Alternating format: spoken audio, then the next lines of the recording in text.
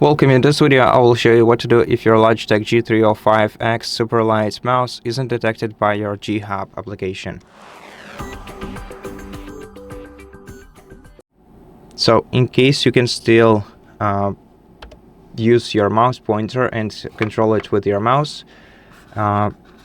do so. If you don't, just use a cable to connect your mouse to your PC. Let me get the cable real quick.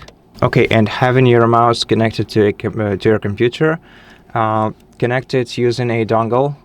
Remove the dongle, insert it into your computer, then select this Lightspeed connection, and do not unplug your cable still.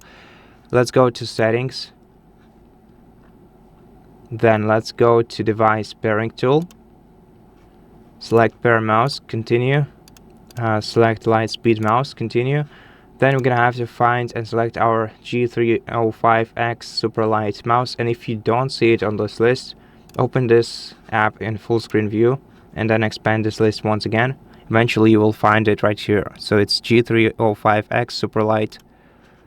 Select it, then click begin pairing, and then follow the instructions, and according to instructions you're gonna have to press and hold the pairing button for 3 seconds until your mouse is paired.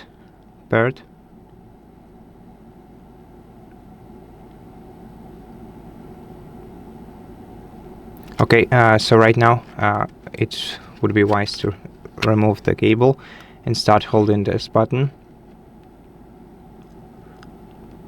Okay, and as you can see right now the mouse is connected. Click done, go to devices, and you should be able to see your mouse right here. But if you still don't see it, uninstall this application simply by going to your add and remove programs menu and then reinstall it using default setup.